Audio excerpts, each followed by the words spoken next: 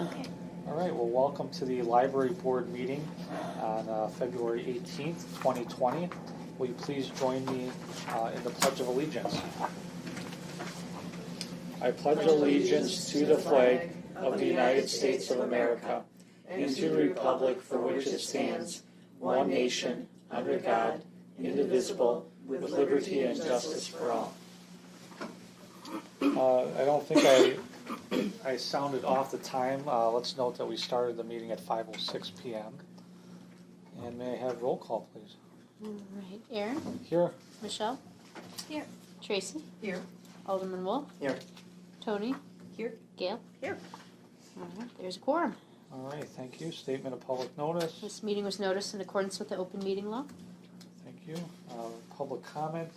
Not seeing anyone from the general public this evening. I promise before I leave as president someday we will work on that and change that. I want to see people from the general public. Consent agenda. Looks like we have two items on the agenda. Number one, approval of minutes from the December 17th, 2019 meeting, and then the January 21st, 2020 meeting. And then our second item is to place on file library financial reports for December 2019 and January 2020. So moved. All right, Tracy, thank you. Is there a second on that? Second. Michelle, thank you. Any discussion? Just to put them in the right spot. Mm-hmm. Maybe not. Keep going. All right. Anyone else? Discussion? Questions? Hearing none, all those in favor of approving the consent agenda, say aye. Aye. Any opposed? I found it. The vote is done? Yeah, okay. The only question that I had, I'm sorry for being outside the motion, is looks like we had a little budget overage. We went over a bit. Where does that money come from? Does that just come from like a general fund? How do you cover Just that? to make sure that I'm... Before 2032, it looks like we were over budget for the year. not On over budget page for 5 of the... 8. Not over budget. That's the revenue, I believe. Is it? Hold on. Let me look. Then Yep. I'm on the wrong page when I But took if it you from these were- notes. Yeah, so that's the Wrong page. revenue. If we're looking at the expenditures for the year of 2019, Maybe I looked we at the wrong were under by about 56,000. So then I looked at the wrong page. My apologies. Oh, it's okay. I take it back. There's Oh, more okay. than one number on the page. It can be easy to... Were you looking at 5 out of 8? Yes, and I looked at the revenue page and saw that we were over and thought that we were over budget. So I didn't look at the header properly. My apologies. No problem. Or page 11 of the packet? Yeah, Okay. I read my notes on this little thing. Sure. Huh. Oh my gosh, look at that. I'm impressed you can read that. All right. Moving along then, President's report. No report this evening. So let's get into the Director's report. Brittany. All right, just a couple of highlights. We had an amazing attendance for one of our adult programs, the slow cooker and freezer meals. We had 68 people who tried to register, and our presenter could only handle 25 because there would be samples and just the amount of people that they could handle. In addition, they had a family emergency and they couldn't make it. So within a day and a half, one of our other librarians knows an instructor at Mount Mary who runs a dietitian program and was able to get someone else to come in and do the recipes. Wow. And we've had so much positive feedback from this meeting. We're running a second one because it was so popular that we're not even advertising because the wait list is so long we can automatically just slot all those people in. So a great success for that adult program. Let's see. We started our drunk drawer engineer program, so that's just a great STEAM program where they're taking stuff apart and mixing stuff up and just doing general fun stuff with their hands. So that's really great. Our Atlas program continues. The parents are really excited to have that come back. That's that after-school program for the after-school crowd of kids. We had 38 children stop by in one day, which, frankly, for these winter winter afternoons is pretty good. They made bird feeders at the last session. I stopped by to help myself to a package of fruit snacks and to supervise. And it was really fun to watch those kids take part. And it's great because it's that slightly older audience that we're always, like, we're not doing quite enough for that group, or we don't do as much. So great to fill that void. We had a great hide and seek in the dark event, so lots of kids came through there, and I'm proud to say that at the last minute I remembered to call the police department to let them know that there would be teens running in the library after we closed, because that can always, if you don't remember, you could always get a phone call, and that's never a good thing. So, but they had a great time, and we had a lot of students here during exams, and that's great. And the furniture that we got through the capital project, through the city, I don't know if you've taken a look at it out there, but it has been massively successful. The teens they used to go try to hide in the corners of the library, and now they're out in these open spaces now because they still feel like they have the privacy from the high-backed furniture. There are these big tables. They're all working together in groups. I saw a couple the other day sit there, and they had all these envelopes spread out. They were clearly stuffing them for some type of event, fundraiser or something. So it's great to see that space used. The great room used to be a desert. And just the addition of that furniture, I swear I'm not exaggerating, I've seen more people in 2 months in that space than I've seen in the 2 years I've been here. So just a small adjustment to the type of furniture we had there, but it really made a difference. So. Oh, what else? March 17th is the next board meeting. Hopefully there will be no snow. I attended Library Legislative Day in Madison for my first time. It didn't snow out. No. And it was really great. I was able to talk to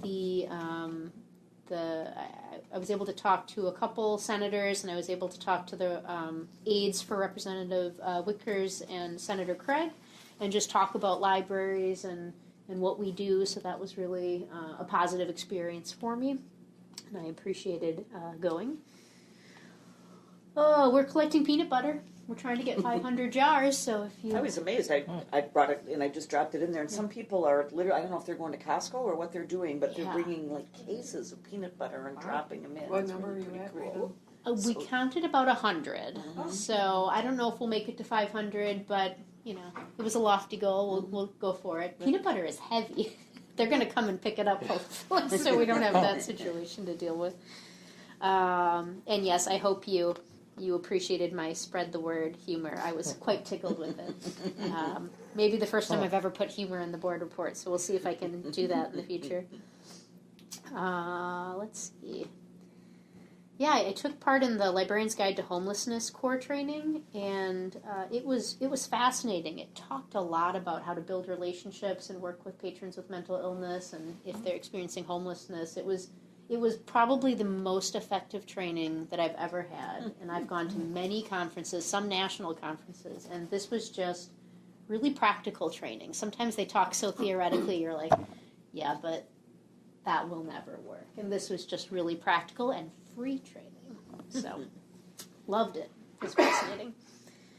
And Lori has one of our library aides, 20 years here. Wow. So if you see Lori, that's amazing. We're happy to have her. She has known much about the library because coincidentally it's the 20th year of the library. I'm going to try to throw it a birthday party at some point in May because that's when the building would have opened. So not 20 years because of course the library existed elsewhere, but 20 years in this building. So we're looking pretty good for 20. Any questions about my report? What's that? 20 and 20. Yeah, I know. There's a lot we can do marketing-wise. Wow. So, Do you know who maintains your Facebook page? Is it you? no. Oh. No. Because on Valentine's, I have like this calendar that I have on my desk at work, and it's a daily calendar. And on February 14th, so that Friday, it was like library, and I thought, oh, that would have been cute to put on the Facebook page. So I messaged, but the person responded here was Library Lovers Day. That was the day that Sure, the library and stuff. And I'm like, oh, that would have been cute to put on there, but they didn't respond back till like 4 days later. Oh, It's like, sure.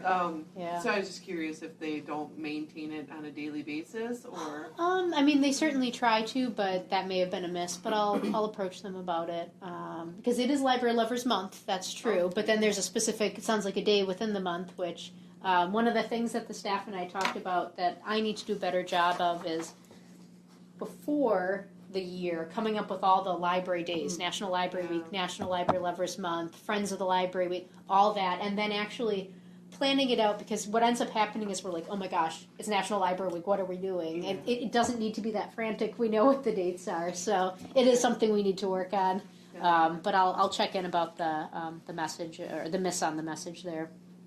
So, anything else about my report? All right. Thank you, Brittany. Unfinished business. Looks like we have a couple items on the agenda. Let's start off with the first item, of course, discussion and possible action, Library Board Policy Review, discussing library meeting rooms, computer and internet use, and materials for posting. All right, so you may have seen. Let's do a motion.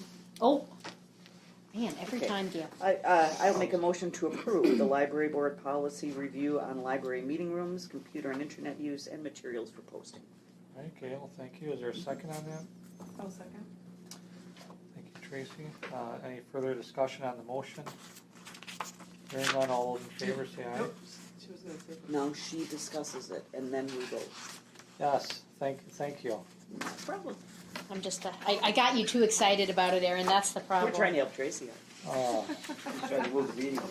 yeah. All right, so there are three. It's that time of the year now that we're done with strategic planning. It's time to go through all the policies. We have some policies that are dated back to 2016, so it's definitely time to take a look at them again. What I have done today is I've brought before you three policies that I have noticed have caused some hiccups for us in our day-to-day operations, and I thought these would be the ones to prioritize, even though they're not quite the oldest updated policies in our repertoire.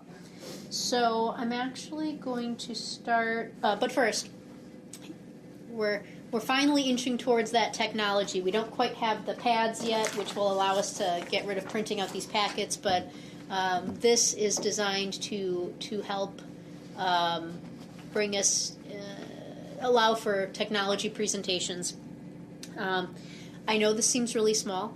We just got this operational today. I haven't played around with it enough. There are ways that I'll be able to zoom in and whatnot. So this was just me demoing what it looks like. I recognize that it's not effective in its current format. So hopefully by next time I will have played around with it enough to know how to make it effective. So, but anyway, on packet page 26, the library meeting room policy, it's by far our most girthy policy.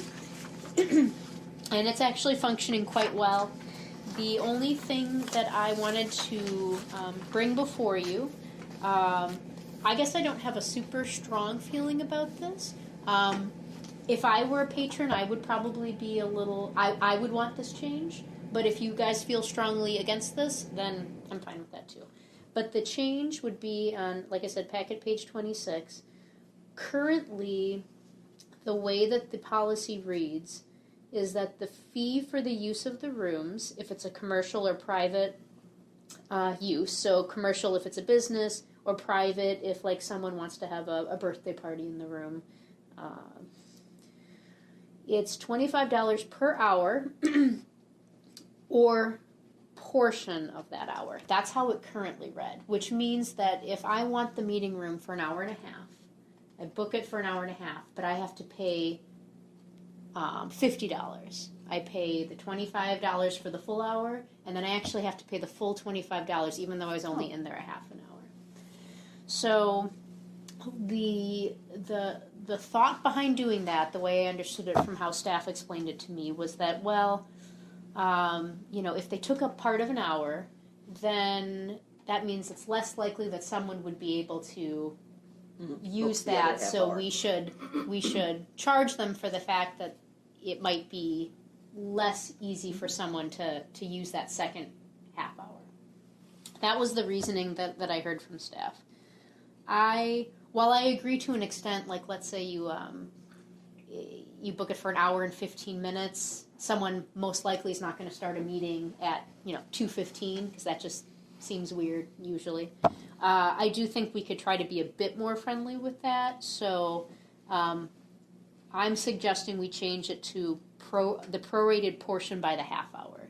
So if it's an hour and a half, we charge them $25 for the full hour, and then we charge them.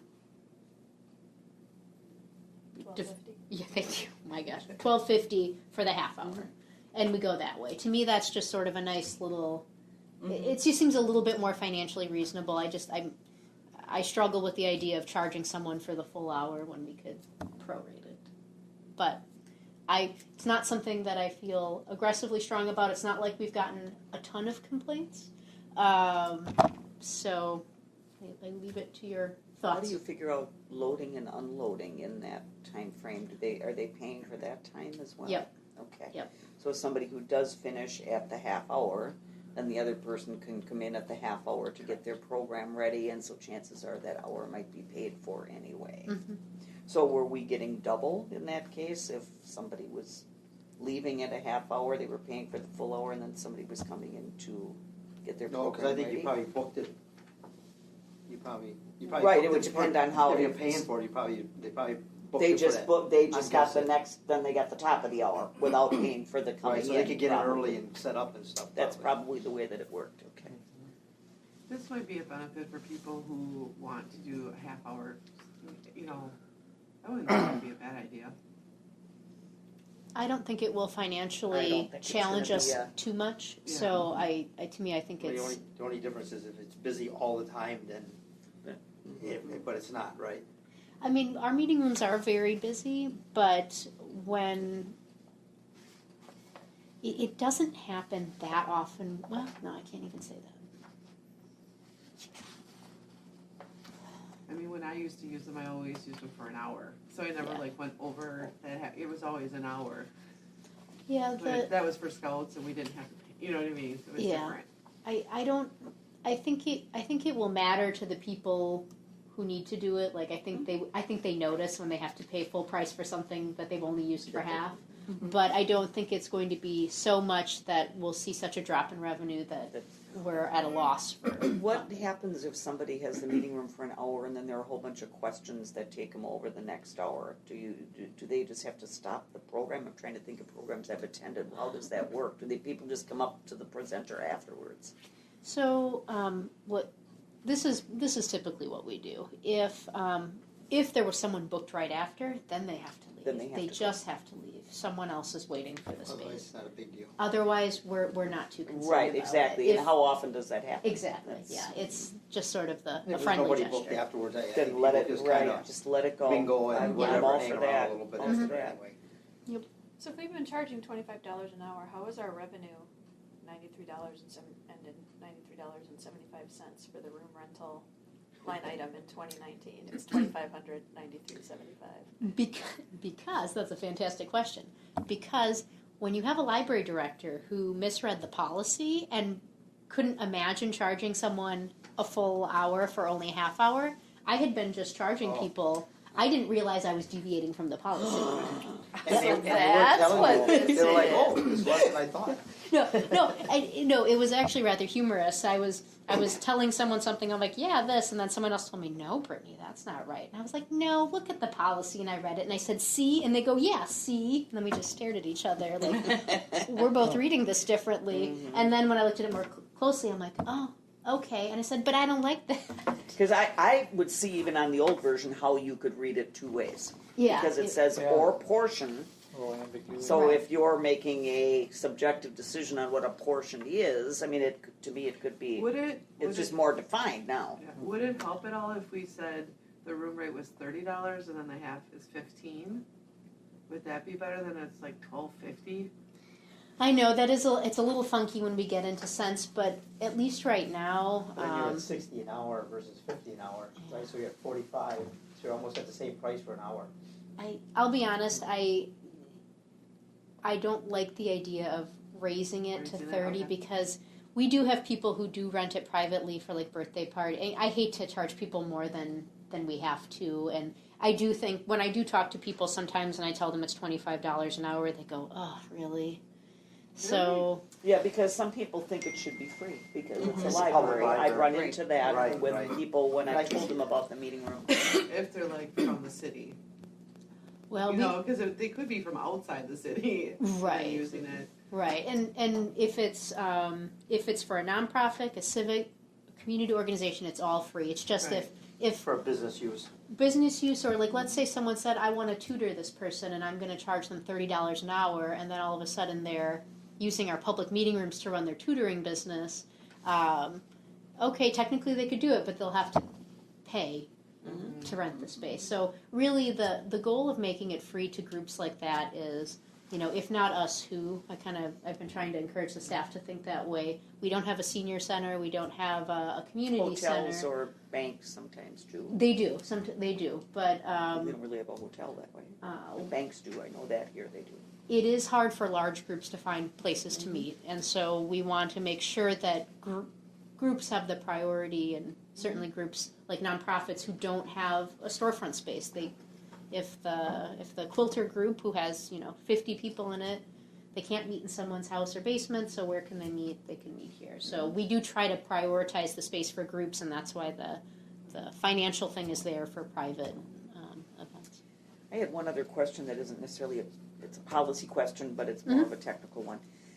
Because we potentially can bump people for city events, do we put that caveat in the application so people are made aware when so it's there? I mean, Yeah. so like you're not calling them at the 11th hour saying, oops, Correct. something happened and they weren't notified ahead of time that this was possible. It's there, It but it's is always a difficult conversation, Mhm. and I will do almost anything to avoid that scenario because when you plan on something, it's just I can't imagine. I mean, like a birthday party. You're Right. already said go, and then at the last minute you gotta Right. find it. But I just want to make sure that we're covering it's there. ourselves by putting it in the application so they know that. Yeah. Okay. It's there, but I will do almost anything Yep. possible to avoid it. Okay. So what do you need? I Well, think we could just go on because everything is in the same it's all motion grouped. together. So that was the meeting room policy. The second policy is the computer and internet use policy. And this is, Have to bow out. oh, absolutely. Okay. Thank you And so much, I did Tracy. look over the state stuff, and I'm all in agreement with Okay, it. I great. did look it over. Thank you so Nice much. to see Thanks, you. Tracy. Sorry, Good take luck. care. Have safe travels. Will do. Oh, yeah, you walk. That is 529. Okay. So the second one, computer and internet use policy, this came about as we have observed patrons and what they ask us for. So anytime I see something that patrons ask us for frequently that ends up butting against our policy, the question I always say is this portion of the policy still important enough to keep saying no to people, or can we say yes? And in this case, there is a section in our computer and internet use policy that said use of non-library paper in the printer or photocopier is prohibited.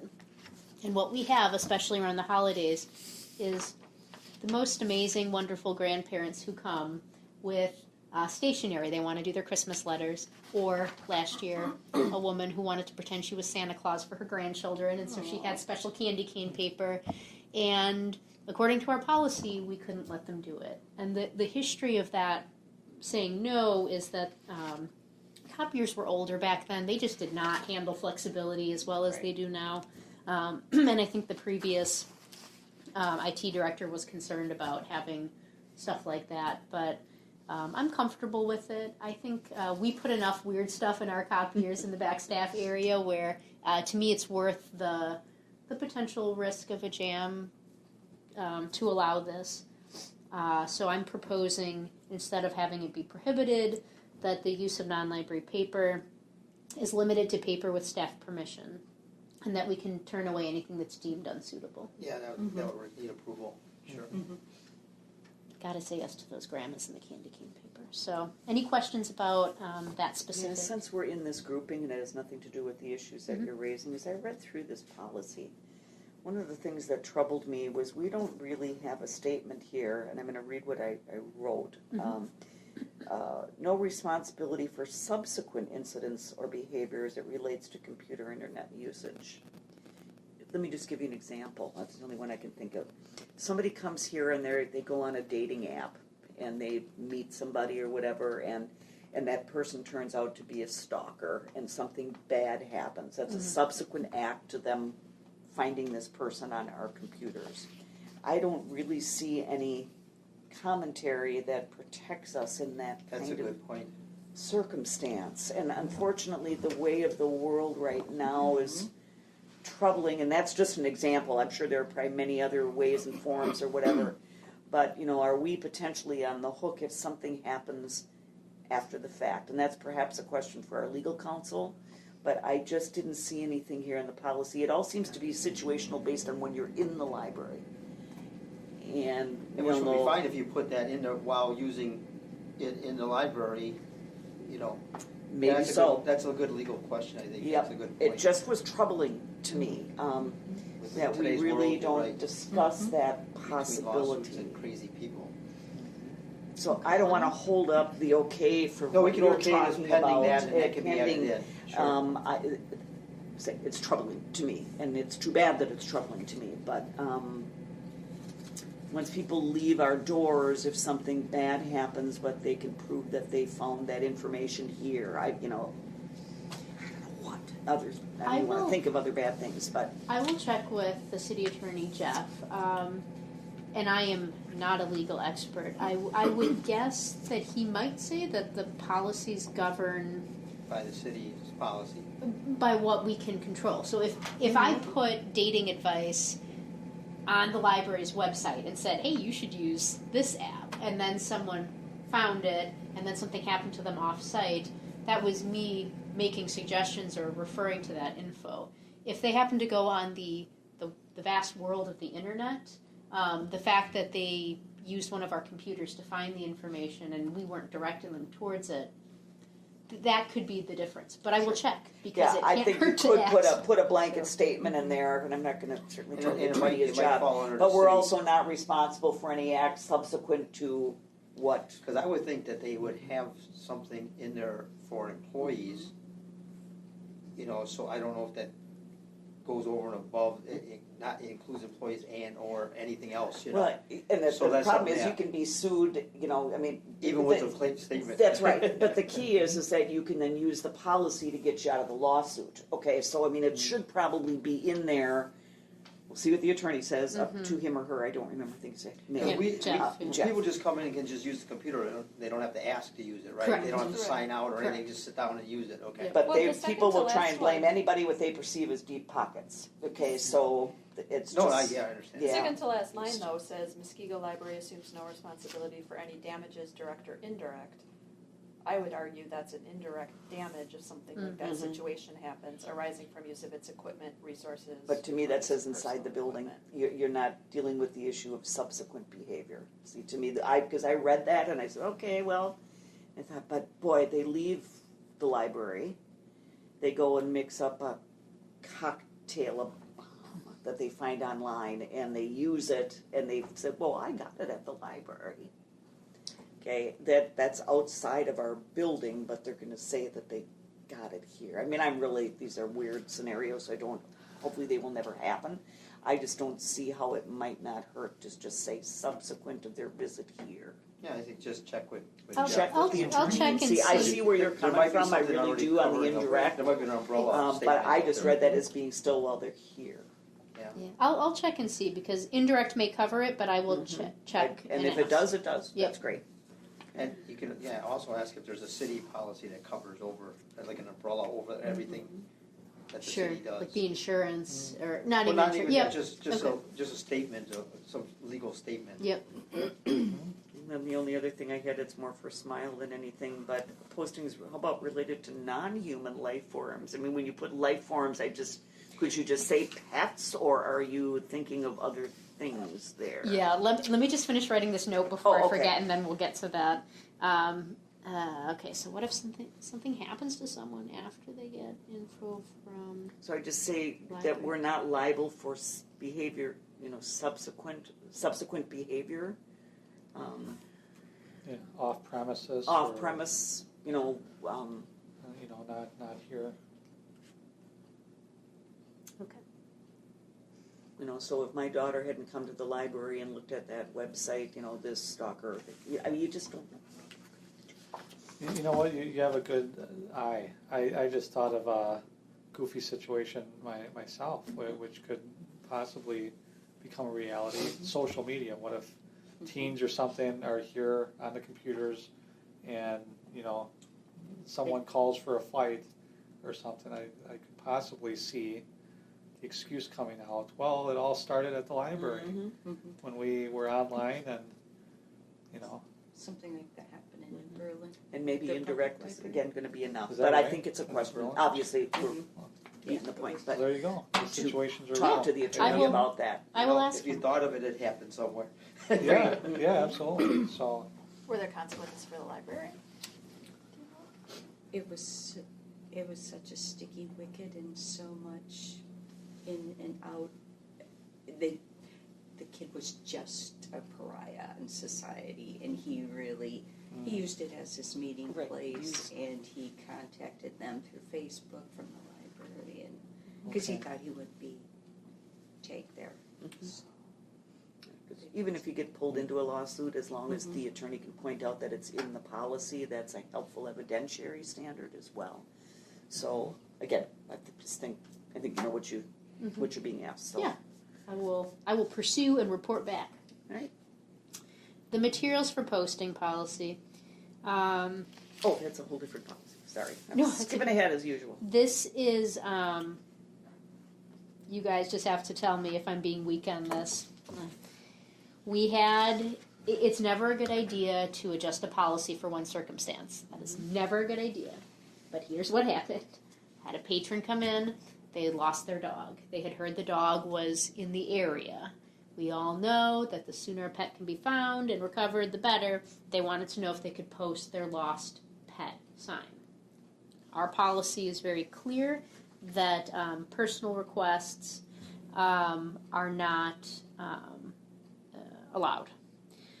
When I asked staff for the background on that, they said that we have limited space as it is, and again, we want to make sure that nonprofits and places that don't have storefronts have the ability to post educational things like that. The other concern was that once you allow personal requests, you can get anything. You can get looking for a date, because that's a personal request.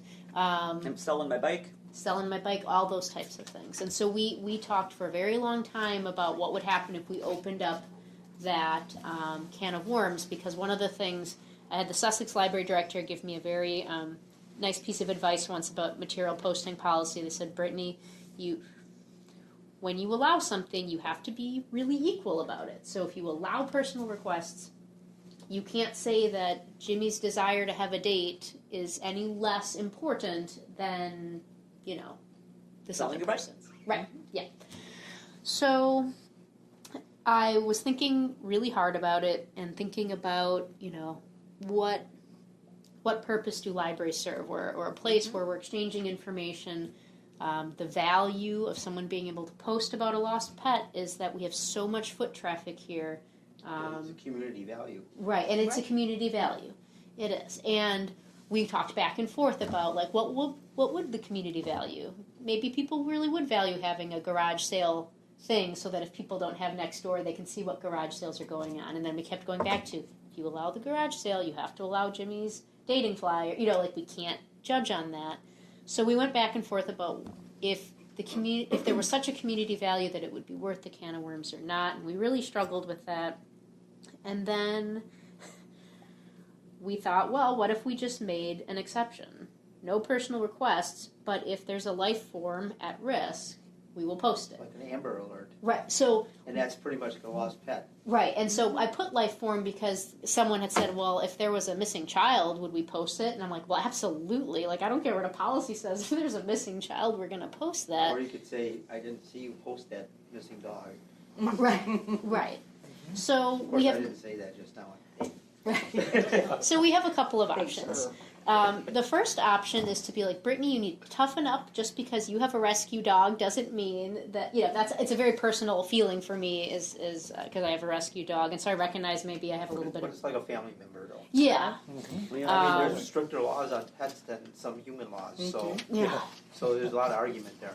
So option one is telling me to toughen up and just say no personal requests. Option two is to allow this exception, which basically would be posting for any life form that may be missing, basically, whether it be a human being or a pet. Option three is really opening up personal requests, but I do have to say that we really did that analysis, and I would not recommend it. It was too much concern. So I could post my missing invisible friend. You could, and we would post it for the 25 minutes you were in the building, and then we'd carefully take it down. And then, I'm just kidding. No, I don't think there's a problem with the exception on how you have it. I'm a rescue kitty owner, so I'm coming from the same set of prejudice, but here's to me the practical issue. How do you let people know that they can? Okay, number one. Number two, the pet is found, but that notice stays up for weeks and weeks and weeks and weeks because they haven't informed you the pet has been found. How do you police it? Right, and that was part of the issue with personal requests in general. It's like, oh, we're going to have Tina's garage Well, sale what you up can for do is 3 you can weeks. date it for 1 week. You put a date on it when they bring it in, and after 1 week, if they don't respond, you take it down. Well, and that's And so that would be a great idea as But- long as the person knows that, I guess, or We Well, do- you have to tell them, yeah. yeah, we do date everything but we if they post. post it, are they going to be required to come to you guys Yes. first, or just put it Yeah. on the board? So, fun fact about our boards: nobody can post anything. We have no tax out there. Oh, They're all okay. little Velcro strips, and that's designed to force people to come in and hand it to us to make sure that Got it. people aren't just And you have a posting note up there stuff. saying that too. You know, we don't actually. We don't have a note saying "Come see the reference." And no desk. posting without approval by the library. Yeah, I mean, we Please see front desk. we should probably have a sign up that says that. I mean, I suppose someone could randomly tack something up. We Yeah. walk by and review the space. But anyway, we date everything that comes in. Okay. And I think, yeah, if it were for something like a lost pet, we would just say, we'll keep it up a week. Call us if, And then we'll redate it yeah. So, for another week. Okay, all right. but yeah, You that's guys are willing to do that? it. I It, don't think it's going to be. it doesn't You're happen gonna, too you're gonna often. get that many, I don't think. And if you don't Maybe let not, people right. know that it's a policy that you can do it, I don't think you'll see that many of them. And maybe I'm just more aware of it too. I see it often, actually, on Nextdoor, and that's probably the biggest Well, yeah. place. That Or you almost see it- daily there's Next a door, lost the pet. app. Oh, that way, but you don't Yeah. see them posted. You see them like on a No, telephone pole or something. exactly. Or maybe But there's an entrance to a. seems to be a lot of them. I mean, really, the only other thing you ever see posted is some type of fundraiser. Like somebody's transplant or whatever. You'll see somebody needs something. Fundraiser at so and so. And we actually allow those. We consider those a community event. Yeah. Yeah, because you want So- you want those pets to come back with their coyote problem and everything too. Oh, That's yeah. it. Especially small ones, and with the Yep. cold, especially in the winter.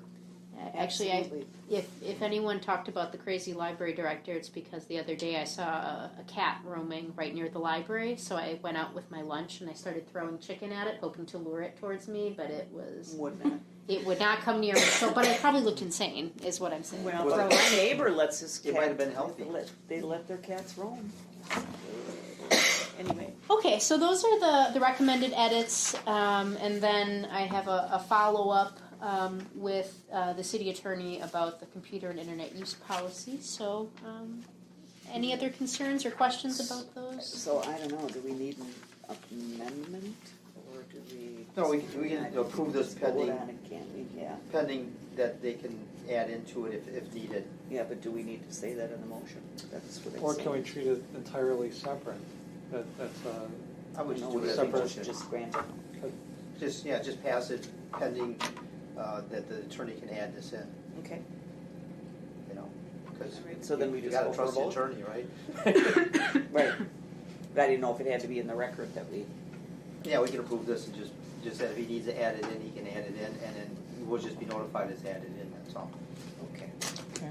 All right. So however you guys want to go, we'll just vote for it. All right. All those in favor, please indicate by saying aye. Aye. Aye. Are there any opposed? Any abstentions? All right, very good. These library board policy reviews have been approved. Okay, can I ask the embarrassing question of who first and seconded that motion? I made the motion. Somebody second? Did It Tracy? was Tracy. Tracy. Yeah. Okay. Oh, that's right, that's what you pushed it out. And again, really embarrassing. Sorry, I guess I was writing other notes. Does anyone remember who first and seconded the consent agenda? Does anyone? Tracy I think that was seconded. Tracy. I and then seconded. You seconded, okay. Michelle. Oh, Tracy made the Okay. original motion. I'm so sorry, you guys. I just. No, that's okay. So I think Tracy motioned for approval. And Okay. Michelle seconded. All right, I'm on track. Okay. Very good. Moving along then, unfinished business item number 2, a discussion on RFID technology analysis report. So I just wanted, this was on the last agenda. It was a report that I did, an investigative report to see if it would be wise to accept a Bridges grant for $9,000, our library system, to begin purchasing RFID tags to upgrade to the RFID system. And I'm just going to give a really brief background because I don't want to reread the report for you all. But basically, right now our books have barcodes and they have magnets in them. And you check them out by scanning the barcode, and then you desensitize the magnet, and that's what allows you to leave the library without beeping. It's a technology that's old. The newest technology is RFID, and I'm sure you've heard it in other formats, but basically instead of instead of the metal magnet, it would be this RFID tag that looks like this, that goes in the book. And what it does is it allows for certain benefits. So when people check things out, instead of checking out one at a time, you can put a stack on a pad, and it automatically reads all the tags. So that's pretty great. When items get returned, same thing. Instead of a staff member having to do it one at a time, they could potentially set a little stack and check in like a couple of 5 at a time. There are other benefits too in terms of inventory. So they have something called RFID wands. So basically, you could walk along a bookshelf and do this, and then the computer would be like, wait a minute, that book's in the wrong place, or wait a minute, that book should be in that section. So it's a really fast way of doing inventory and finding misshelved or missing items. So that's sort of the in general the benefits of RFID. So that each one of those squares has to be programmed for the book that it's on, I assume. Yep. Okay.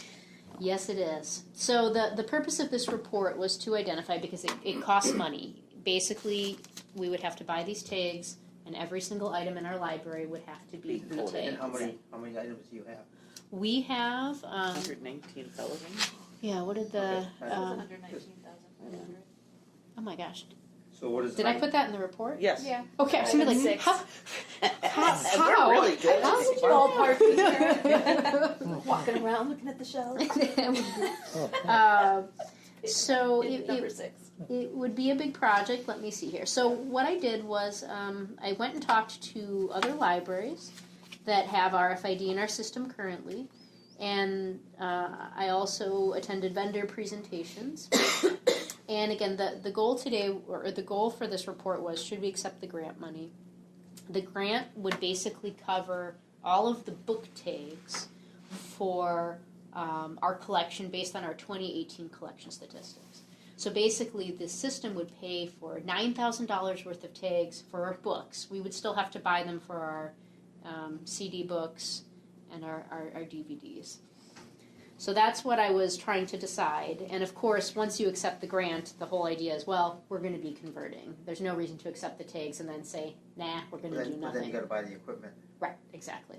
And as of now, even It's like before a free this, cell phone. what's? I said it's like a free cell phone. Oh, yeah, they trick you. Yeah, that's like one of those seminars. Yeah, come for the free breakfast, and all of a sudden you're buying a timeshare. Even before this grant came up, the library had intended to move to RFID. It was in our it's in our capital request for 2021, so next year. And then this grant came along and I went, wait, you mean it could be cheaper? So it seemed like a no-brainer, but I did want to go through the exercise. We have 24 member libraries. We're 10th out of 24 in terms of overall circulation. Of the 9 libraries with higher circulation, 7 of the 9 have or will be converting to RFID. The other benefit to converting, just aside from the general benefits that I mentioned in terms of improving our own processes and error reduction, it would do error reduction too for us. New Berlin has RFID. Big Bend will get it. So our patrons who are most likely to use, to visit other libraries, they are used to RFID or will become used to it. And the more we can have the same processes for checking things in and out, just the better customer service it is. So I listed the benefits of RFID. The reality of it, it is not one of the first things that you ask, and you have to ask this question is, are there enough efficiencies where we could save money somewhere? And of course, people first think, would it be a staffing reduction? I talked to the other libraries and they said, well, the efficiencies are there. It is not enough to do a staff reduction. So that would not be my recommendation by a long shot. Each item still has to be handled and assessed. It's not like the RFID machine can say, this book has water damage. This book needs repair. Or magically put it on the shelf. Or magically put it, yeah. So all of those things still have to happen, but what it does is it frees, if it makes the staff a little faster, it means they can do more repair and processing, and we're always behind on processing. We can never get the books out fast enough. So, and like I said, we have it built into. Wait a minute. Currently, the library's RFID Capital Crest is built into in 2022. Why did I think it was next year? I question. Plus, it says the funding expires the end of January. Right, that was true. The grant I would have had to accept at the end of January. So that's why I had it in the January meeting. Right. But we didn't have it, so I made the rogue decision to accept the grant money because the thought of losing that money was not acceptable to me. And based on my report, I thought there were enough ideas So the there. tags are 10 cents a piece versus $1 a piece. The tags are, Or am I reading it backwards? hold on, let me, The last sentence. okay. 30, Yeah, 30, page So actually, typically tags can run from 10 to 13 cents a tag. For the art. For the RFID Okay, tag. versus the magnet ones. Is that what the dollars are? Yeah, Dollar let me tag? Okay. pull out my sheet. So that's fine, you don't have to go through it, I was just wondering, that seems like a good deal. Because if you have a damaged tag, what do you do? So 10 cents isn't bad. Right. So I did the math. Right now, we were buying it at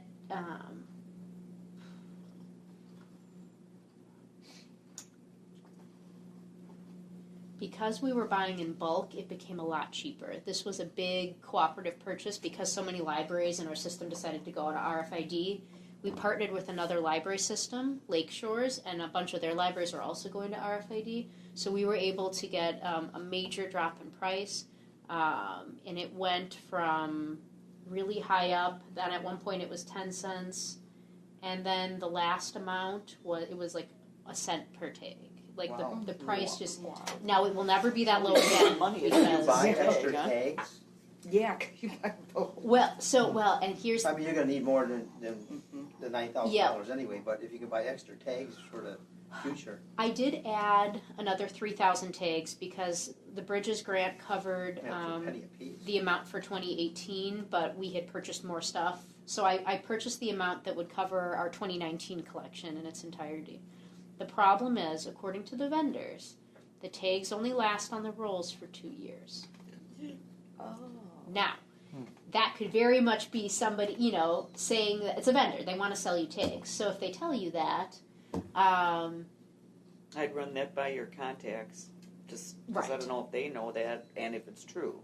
Right. So you have to replace all the tags in 2 years? no, they're the vendor claims they're bad on the roll after 2 years. Once they're in the book, they're fine. They claim that because they're rolled, that eventually, if they stay in I that suppose that's form for so long. It's degrading And them depending where you somehow. store them. So Sure. what Cut that them in means, strips. right, There right, you go. And lay in a drawer. right. So I couldn't purchase too far out Airtight. based on that. But there will be cooperative purchases done again, just not at that magnitude. Yeah. So I tried to make the best efficiency that I could with what I knew we that's would fine. need. What it also means, though, if it's true, is that we do need to do the project Within 2 years. But even if you bought more than you needed at a penny a piece, you're taking a big risk that you're not spending any money. So if you bought 1,000 at a penny each, Yeah. that's nothing compared to, I mean, at 10 cents is $100, right? So, yeah. I bought what I could at the time. The other thing is, if for some reason we didn't get the capital approved in 2022 to get the hardware and to How much actually is the hardware? implement. Just off the top of your head. Off the top of my head, it could be about 40,000. Could be a little Well, that's less. a lot less than It what we were includes the suggesting in the self-check capital machine. budget then. It is. But So you don't have the money now to start I implementing that. don't. No. I don't want to get too in the weeds on this, but there's a couple things we could do. First of all, if for some reason we didn't get the capital money approved, and it was true that the tags had to get off the roll, we could just start putting them in books, but not programming them. Ah. All Yeah. that would mean is that we'd have to touch the book twice, Yeah. once to put Right. the tag and the next to code. But if it meant throwing the tags away, I'd or come and help you with that. exactly. So there are scenarios Sure. where those tags won't get wasted, even if what the vendor says is true. And yes, in our capital budget, the initial estimate that Pete had, he put 90,000 Right. because he wasn't quite sure what would happen. I think it could possibly be as low as 40,000, but it depends on there's a couple other pieces of hardware that could be added on that might increase that. I'm still investigating that. So, yeah, I'm going to continue to do that work to make sure I have a final number for our capital, but I think it will be less than the 90,000, which is great. That's good news. In the unlikely event that, let's say, you don't get the money, what happens to the grant, and where is the grant sitting literally in our funding right now, and just kind of those types of The mechanical questions. the great thing about this grant is that the money's never passing through to us. Okay. Basically, Bridges got this pot of money from the Library Services and Technology Act federal grant, and they just paid the bill. They placed the order, they're paying the Got it. bill, they send us the tags. So we So don't we're have not to worry. housing the money just Exactly. in case. Okay. Which is All very right. nice. So yeah, I'll keep you updated on when I know what the capital request will end up being, but we have the tags, and it really makes sense to do it. So Okay. anyway, I think too, maybe some education for the kids. I just know what I deal with. They pull things. oh, Just they want to see how it works. Sure. They want to. oh, that's a good. They're curious, so Well, that's they'll. what I was saying with their damage. I was thinking, Yeah. I don't It's know. gotta I don't know be what's some are they doing yeah. it now with the magnets? They aren't, but it's really hard to see the magnets. It's sort of like drilled right down into the spine, so I don't think Oh, most okay. people ever notice It's not like they're just there. stuck on the book. Right, Yeah. exactly. Yeah, the Oh, RFID. so that's why they go to the spine and they. Exactly, Got it. exactly. Okay. But That's more intriguing with those little dots. yeah, do and these the- look fun? Yeah. But I think with the kids these days, they have the readers on their phones. They'll probably just try to read that. Yeah, that could be a QR scanner, yeah. So the That's a- school that's a system good does not have it? Oh, we Or can't afford can't that. afford it. Yeah, that would be, I mean, we have 6 sites, that would be Yeah, us. yeah, that's, and just the time element and everything else.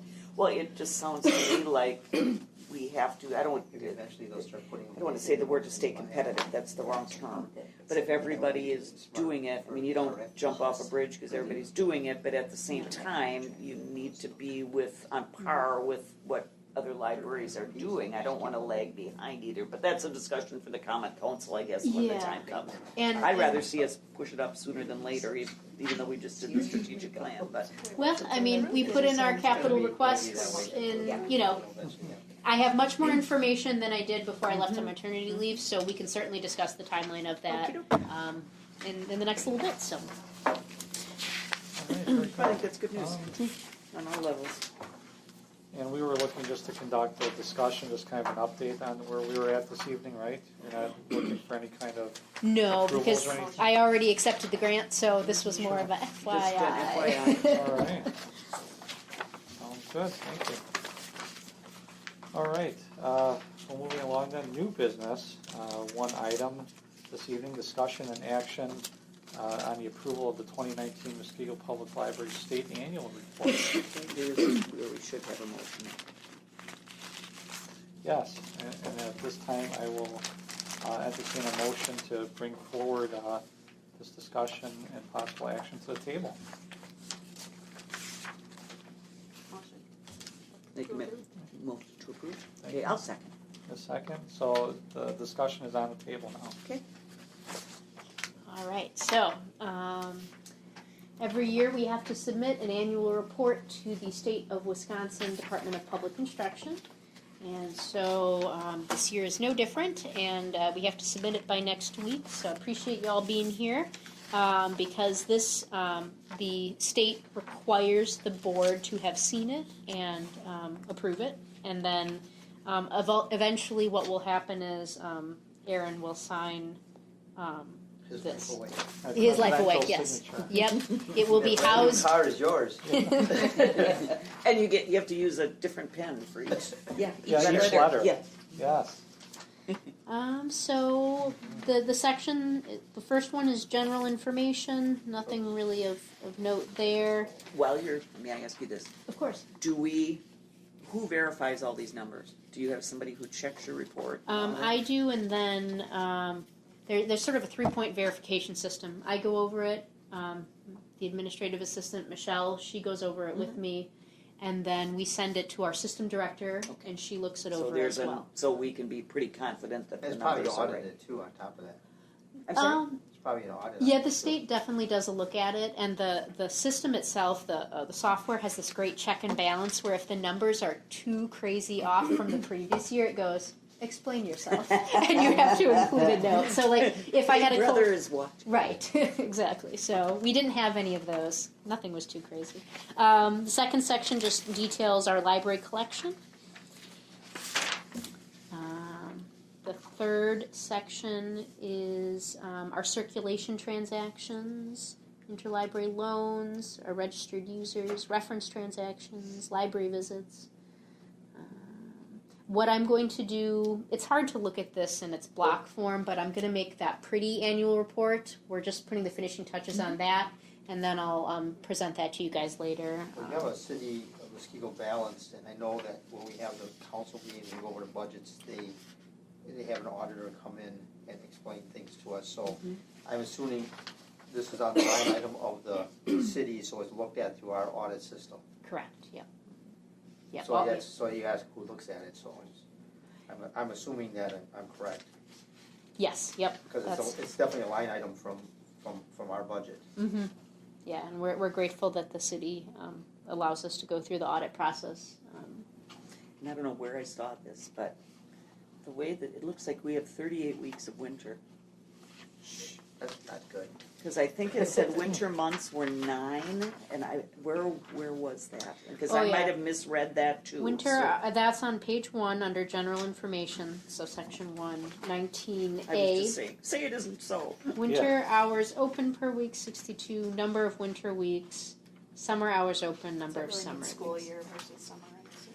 'Cause Yeah. I just read it. There it is. It's 38 weeks of winter. That's what I was. And So that's for their hours purposes. for the hour purposes. That's what it sounded like she just Yeah. explained. Okay. So. Okay. But we might have 38 weeks of winter here. I know. That's why I'm like, say it isn't so, please. But that Or just 38 weeks of rain. And you know that category is something the state came up with. They do the phrasing number of winter weeks. So we just sort of fill basically anything that's not considered summer. I had a question. Yes. On page 2, in box 8, how do we have a -1 number of website visits? Oh, I know. That is, if we don't track it, then you put in a 0 and it counts it as a -1 is a not tracked. Oh, okay. That's just an automatic system thing. And the good news is It's voluntary, it's not a required thing, but it got me curious what our website visits are. So I've started talking with Barb to figure out how to get that number for future reports. So I didn't have it in time for this report, but it is something that I'm going to try to get moving forward. So. Same with our public wireless internet count. Right now, I don't have access to that number, but I'm working with Barb and IT to see if I can get access to it because I'm curious. Great question. Yes, -1. That would be an interesting. That would be That interesting. was my only question. Oh, let's see. You are all in section 4 because I'm required. So sorry, you're all there to count you. Let's see. Everything else is just numbers that are typically in our board packets. And I assume no surprises, good or bad? No surprises. Alrighty then. Yeah, I would say, and I mentioned this before, but the only unfortunate thing about the year end, we were good. We were 56,000 under in our budget for 2019. We did go over in our building and maintenance because of that compressor that blew that cost $9,000, but it's okay. We were able to adjust in another area and worked out fine. So as I said, we have apparently 4 compressors. So let's just not think about them and hope that they. Not think about them. Yeah. And on the last page, I noticed your mention of canopy. Yes. And this is probably not the right time to ask this question, but are we adding another one? Another. That other. Oh, hoopla. Yes. Okay. So. And you don't go any more than that. Yep. But it's April just 1st, a trial Okay. for the entire system. So then we would have canopy and a hoopla on the annual report? No, we're not paying for hoopla. The system is paying for it for the trial. If we were to move forward with it, then we would have to start accounting for it. Yeah, and let me see. So the other thing is, the last page. I made a note on behalf of all of us that just basically the DPI requires that we make a statement concerning public library system effectiveness. And so the line reads, the Muskego Public Library Board of Trustees hereby states that in 2019 the Bridges Library System did or did not provide effective leadership and adequately meet the needs of the library. I made the selection that they did. And then I wrote the following statement. The Bridges Library System continues to provide effective leadership and exceeds in meeting the needs of our library. The system director provides organized and innovative guidance on matters related to state and local library matters. She and her staff are accessible, patient, and always keep up to date on education that will further develop member library directors and staff. They are aware of library trends and excel. There's a typo there. Yeah, bringing. I'm not too concerned about that. No. Bringing all member libraries to the table to consider how best to serve our communities. The Bridges Library System offers consultants that guide our library in technology, continuing education, inclusivity, and records management. All of these areas allow our different member libraries to work collaboratively to serve all patrons, but also allow us to develop locally to meet our individual communities. The Muskego Public Library Board, community, and library staff are grateful to the Bridges Library System and Connie Meyer, the system director, for strengthening us. So I thought she was retiring. she is March 16th. Okay. And on that note, I will just make the mention that Carol Kennedy, who is the current director of the Menominee Falls Public Library, has accepted the system director position. She has patience, a high understanding of legislative matters. I've worked with her on a committee before actually working here, and I saw her take a wide variety of groups and entities with different needs and was able to bring them to the table to execute large events. So she'll be perfect. She also has a backbone of steel, so she'll do really great for us. So I'm excited to have her. So anyway, this is our annual report. All right, very good. Well, thank you, Brittany. And on that note then, all those in favor of approving the 2019 Muskego Public Library State Annual Report, please indicate by saying aye. Aye. Are there any opposed? Any abstentions? All right, that annual report is approved. Thank you, everybody. All right, and then finally, communications and miscellaneous business. as authorized by law. I don't have anything, Brittany? I do not. I have one quick one, it's kind of related to this, because Connie was very instrumental in, I don't know what it's called, you'll have to help me out, where they're trying to homogenize all the libraries around the state. Public Library System Redesign Project? Okay, yes. PLSR, yeah. And where is that? That, I can certainly give a formal update at the next meeting if you would Up like. to you, it just made me think of it, I hadn't heard for a while. So I'm serving on the state LSTA committee, and I was talking with the DPI recently, and they are moving forward with certain projects Okay. that could, in their words, create efficiencies amongst the state and libraries. The full report of the public library system redesign went to the head of the DPI, who, according to her staff, approved it. It went to COLAND then, which is a group of business leaders and nonprofits, just a wide variety of citizens, so non-library people. And COLAND looked at it and went, looks good, looks good. What? There were certain elements that the library community was very divisive on, including blending all the systems into one, like reducing systems. Yep. And so what COLAND said was, you can go forward with the things that had consensus, but some of these you need to do more work on. So in those matters, they're doing more work, but I don't know what that work entails yet. I'm sort of keeping an eye on it. So it's a good question. All right, anything else? All right, at this time, I will entertain a motion to adjourn, please. I'll move to adjourn. Gail, thank you. Is there a second on that? Second. Michelle, thank you. Any further discussion? Okay, hearing none, all those in favor say aye. Aye. Any opposed? Any abstentions? I want to keep the party going. All right, we are adjourned at 6:13 p.m. Thank you, everybody. 13 p.m. Thank you, everybody. 13 p.m. Thank you, everybody. 13 p.m. Thank you, everybody. 13 p.m. Thank you, everybody. 13 p.m. Thank you, everybody. 13 p.m. Thank you, everybody.